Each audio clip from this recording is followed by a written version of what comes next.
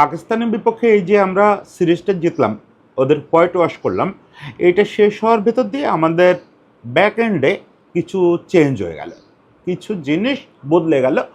তার ভিতরে বড় যে ব্যাপারটা ঘটলো সেটা হচ্ছে সালাউদ্দিন ভাই বেশ কিছুদিন, মনে হয় বছর দেড়েক আমাদের জাতীয় দলের সঙ্গে ছিলেন সিনিয়র কোচ হিসাবে, সিনিয়র সহকারী কোচ হিসাবে। তিনি সরে গেলেন, তিনি চলে যাচ্ছেন এখন এইচপির প্রধান হিসাবে। ব্যাটিং কোচের জায়গাটা সালাউদ্দিন ভাই এতদিন তো সিনিয়র সহকারী কোচের পাশাপাশি ব্যাটিং কোচের রোলটাও প্লে করতেন, যেহেতু আমাদের বিদেশি কোনো ব্যাটিং কোচ বা ডেজিগনেটেড ছিল না। লাস্ট কয়েকটা সিরিজে আশরাফুলকে অনেকটা অ্যাপ্রেন্টিস ব্যাটিং কোচ হিসাবে টিমের সঙ্গে রাখা হয়েছে। আশরাফুলই সম্ভবত ব্যাটিং কোচ হিসাবে কন্টিনিউ করবেন। এই জায়গাটায় একটা চেঞ্জ আসলো। এই দুটো চেঞ্জ নিয়ে আজকে একটু আলাপ করব, বিশেষত সালাউদ্দিন ভাইয়ের এইচপি হেড হওয়া নিয়ে আলাপ করব, যে এই ব্যাপারটা কতটা ভালো হলো। আমি বোধহয় এই মাস ছয়েক আগে পর্যন্ত সালাউদ্দিন ভাইয়ের খুব সমালোচক ছিলাম। তো ইদানিং তো নীতিগত কারণে আমি কারোর কোনো ক্ষেত্রে সমালোচনা করব না, ঠিক করছি। কিন্তু যদি কোথাও ভালো কিছু থাকে সেটা তো অবশ্যই আমরা আলাপ করব। সমালোচনা থাকলে সেটা করব না মানে এই না যে সেটা একদম উল্লেখই করব না, উল্লেখ করব কিন্তু গীবত করব না। আর তো আমি আজকে একটু আলোচনা করতে চাই যে এই যে সালাউদ্দিন ভাই নিন্দিত ছিলেন জাতীয় দলের সহকারী কোচ হিসাবে, এখন এইচপির প্রধান হলেন, এটা আমাদের ক্রিকেটকে কি উপকৃত করবে নাকি যা আছে তাই থাকবে, কোনো পরিবর্তন হবে না, এই জিনিসটা একটু আলোচনা করব। শুরুতে একটু আশরাফুলের কথা বলে, আশরাফুল আমাদের টিমের সঙ্গে খানিকটা ব্যাটিং কোচ হিসাবে আয়ারল্যান্ড সিরিজ থেকে আছে। এবং আশরাফুল গতকালকেই বোধহয় একটা স্ট্যাটাস দিচ্ছে যে এই সময় বাংলাদেশের খেলোয়াড়রা কোন ফরম্যাটে কতগুলো সেঞ্চুরি করছে, গুড অ্যানাফ। এটা আশরাফুলের সঙ্গে আমার কথা হয়, এটা আশরাফুল নিজের কৃতিত্ব জাহির করার জন্য বলে নাই। সে মূলত যেটা বলতে চাইছে, তার সঙ্গে আমার কথা হয়েছে এই পয়েন্ট নিয়েও। সে বলতে চাচ্ছে যে এরকম একটা সুসময় আমি দলের সঙ্গে আছি, এটা আমার জন্য একটা সৌভাগ্য।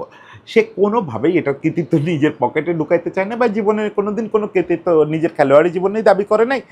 আর সেখানে সে জানে যে সে মূল ব্যাটিং কোচও না, ফলে সে এই কৃতিত্ব কেন নেবে। হ্যাঁ, এখন সালাউদ্দিন ভাই চলে যাওয়ার পরে তার রোলটা যে অনেক বেশি রেসপন্সিবল হবে সেটাও সে জানে। এতদিন সে মূলত ওদের এক ধরনের বড় ভাইয়ের মতো ছিল, এখন তাকে তো কোচের রোলও প্লে করতে হবে। যদিও কোচ হিসাবে আশরাফুল লেভেল 3 করা কোচ, কিন্তু সে বিশ্বাস করে যে এই সর্বোচ্চ পর্যায়ে ওভার কোচিং ভালো জিনিস না। এই পর্যায়ে খেলোয়াড়দের ওই টেকনিক নিয়ে কচকচানি হাতে করে বেশি জিনিস দেখায় দেওয়া এটা খুব দরকার না। বেশি দরকার তার মানসিক সমর্থন, বেশি দরকার হচ্ছে তার সঙ্গে এক্সপেরিয়েন্স শেয়ার করা এবং ওই জায়গায় কী হতে পারে সেগুলো নিয়ে গল্পগুজব করা। ওকে, সেটা আশরাফুলের নিয়ে প্রয়োজনে আমরা আলাদা কথা বলবো। এখন কথা হচ্ছে যে কাজটা তো এতদিন সালাউদ্দিন ভাই করছেন, যদিও পদে তিনি সিনিয়র সহকারী কোচ। কখনো কখনো আমরা কোচের সমস্ত দায় তার ঘাড়ে দিচ্ছে, কখনো কখনো ব্যাটিং ব্যর্থতার দায়ও দিচ্ছে। যাই হোক, ব্যর্থতার দায় তো কম্পাউন্ডিং। এমনকি আমি নিজেও তাকে বিভিন্ন কী বলবো স্বজন প্রীতির অভিযোগে অভিযুক্ত করছি। তো যেসব চ্যাপ্টার চলে গেছে তো গেছে। এখন এটা আমাদের মাথায় রাখতে হবে যে সালাউদ্দিন ভাইয়ের এই যে অভিযোগগুলো, এই অভিযোগগুলো তার জীবনে যদি সত্যিও হয়, আই থিঙ্ক সত্যি, এই অভিযোগগুলো তার জীবনের সহস্র ভাগের এক ভাগ। তার জীবনটা যত বড় বা তার কোয়ালিটিটা যতখানি, সে তুলনায় এই অভিযোগগুলো সহস্রাংশ মাত্র। বাকি পুরো সালাউদ্দিন একটা বিরাট মহিরুহ। এখন সেই সালাউদ্দিন জাতীয় দলে থাকলেই ভালো হতো, নাকি তাকে যে তামিম ইকবাল এইচপিতে নিয়ে গেলেন সেটা ভালো হলো, সে কথাটা আমরা বলি। প্রথমে হচ্ছে সালাউদ্দিন ভাই যেটা বলছেন যে যদিও সালাউদ্দিন ভাই গত বোর্ড আমলে রিজাইন করছিলেন এই পদ থেকে, পরে বোর্ড তাকে অনুরোধ করায় উনি রিজাইন লেটার প্রত্যাহার করছেন। এ সম্প্রতি উনি জানাচ্ছেন যে তামিম ইকবাল তাকে দুটো অপশন দিয়েছিলেন, যে আপনি স্যার চাইলে, আমি জানি না তামিম তাকে এখনও স্যার বলেন কি না, আমার ধারণা বলে।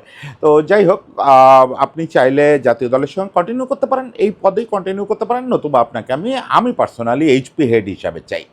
তো আলোচনাটা পরে সালাউদ্দিন ভাই বলছেন যে আমি দ্বিতীয়টা যেতে চাই, মানে আমি এইচপি হেড হতে চাই। এই জিনিসটা হচ্ছে তামিমের একটা বড় কৃতিত্ব, তামিমের বুঝতে পারা যে সালাউদ্দিন কে। সালাউদ্দিন ভাইকে জাতীয় দলের সহকারী কোচ করার কোনো ক্ষতি নাই। এখন যে অবস্থা, ক্ষতি নাই মানে এটা কোনো অন্যায় আবদার না, এবং আজ থেকে 5 বছর পরে সালাউদ্দিন ভাইকে জাতীয় দলের প্রধান কোচও করা যেতে পারে। এগুলো সবই যৌক্তিক আবদার। ভাই তারও তো প্রমোশন হইতে হবে, তারও তো এক্সপিরিয়েন্সটা ঢালার একটা জায়গা থাকতে হবে। রাহুল দ্রাবিড়ের মতো মহীরুহ, যিনি মূলত ইন্টারনাল স্ট্রাকচার ডেভেলপমেন্টের বিশ্বের বড় বিশেষজ্ঞ, সবচেয়ে বড় বিশেষজ্ঞদের একজন, তাকেও তো জাতীয় দলের কোচ করা হয়েছে।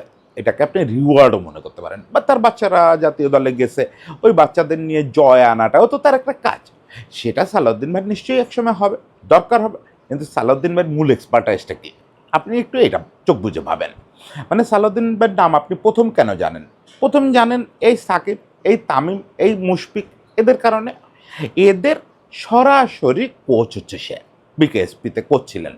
এরপরে এরা সারাটা জীবন যখন যে ক্রাইসিসে পড়ছে, ব্যাটিং সংক্রান্ত, বোলিং সংক্রান্ত, ফিল্ডিং সংক্রান্ত, সালাউদ্দিন ভাই সেখান থেকে উদ্ধার করছে।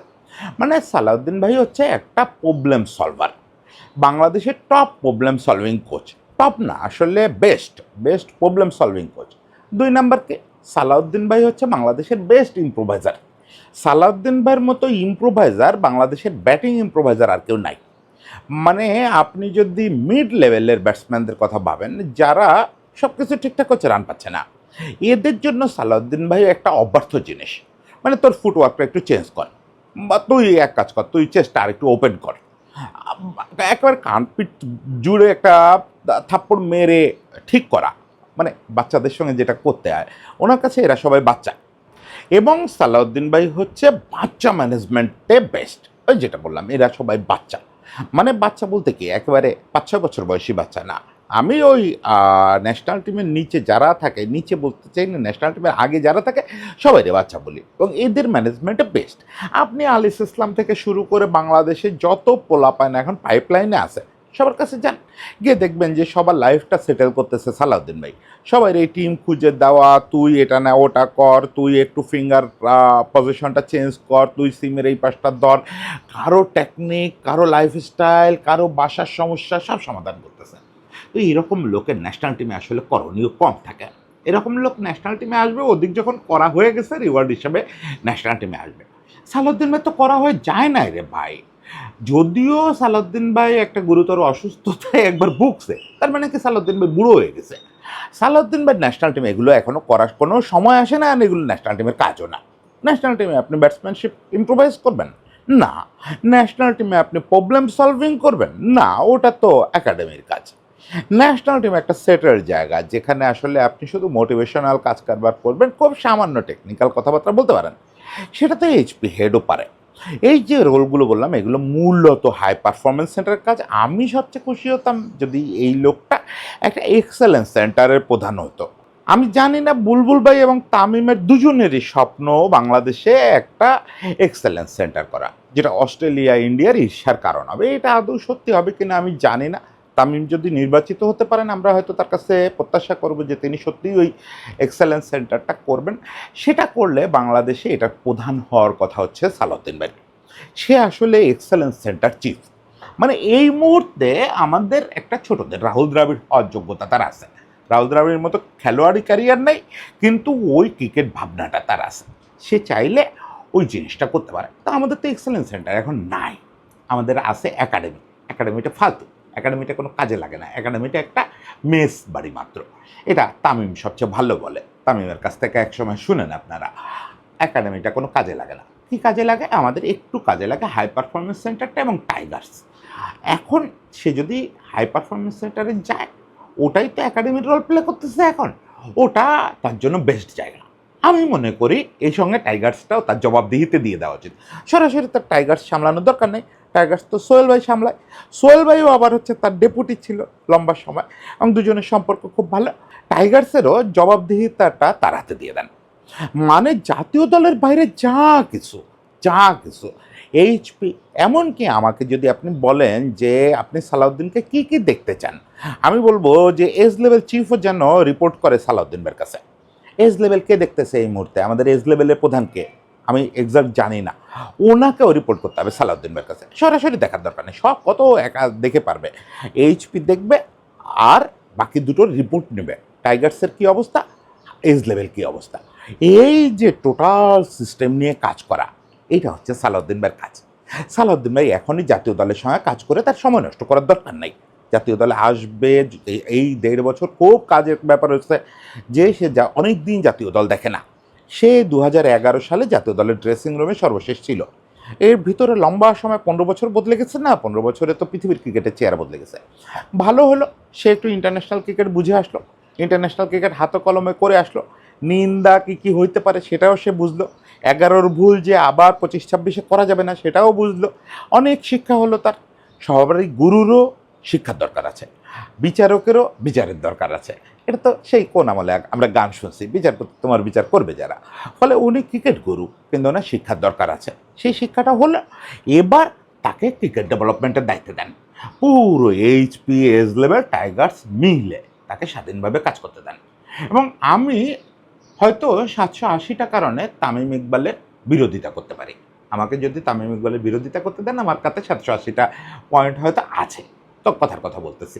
কিন্তু কতগুলো কারণে আমি তামিম ইকবালের ভয়াবহ ফ্যান হয়ে থাকব। সেটার একটা হচ্ছে তামিম ইকবাল এই যে এক্সেলেন্স সেন্টার বা ক্রিকেট ডেভেলপমেন্ট, এই জিনিসটা Tamim Iqbal top notch idea রাখে ভেতরে। এইটা একটা বড় ব্যাপার। ফলে কাকে কোথায় লাগবে এই বিষয়গুলোতে এটা সে বোঝে। ২ নম্বর হচ্ছে ক্রিকেটারদের সুযোগ সুবিধা। এটা অলরেডি আপনারা দেখছেন আমাদের ক্রিকেটাররা একটা বোনাস রিফিউজ করছে, তারা একটা সুইমিং পুল এবং জিম চাইছে। আমার ধারণা ওদের বোনাসে সুইমিং পুলে পানিটাও হয়তো হবে না। কিন্তু তামিম কথা দিচ্ছে যে দুটোই করে দিবে। মানে এই জিনিসগুলো দরকার। কিন্তু আমি তামিমকে বলব যে ভাই এখানে কোনো ক্রমে দায়সারা গোছের করেন। আমি আপনাকে তো সরাসরি বলতে পারি না। আপনি এখানে দায়সারা গোছের করে ওই যে আপনার ড্রিমটা, ওই এক্সেলেন্স সেন্টারের ড্রিমটা ছাড়েন না। একটু নির্বাচিত হয়ে আসেন যদি, এক্সেলেন্স সেন্টারটা করে দেন। সারা জীবন আপনার নাম ইতিহাসে খোদাই হয়ে থাকবে। আজকে এই টুকটাক আমার মতো মানুষের হাতে পাত্তা দিয়েন না। একটা এক্সেলেন্স সেন্টার যদি করে যেতে পারেন, তাহলে সারা জীবন ইতিহাসে নাম থাকবে। আপনি নামের কথা ভাববেন না, কিন্তু আমাদের ক্রিকেট সারা জীবন কৃতজ্ঞ থাকবে আপনার কাছে। তো যাই হোক, আপাতত সালাউদ্দিন ভাই তার এই নতুন মিশনে সফল হোক এবং তাকে আরও ক্ষমতায়িত করা হোক, সেই প্রত্যাশা করি। সবাই ভালো থাকবেন।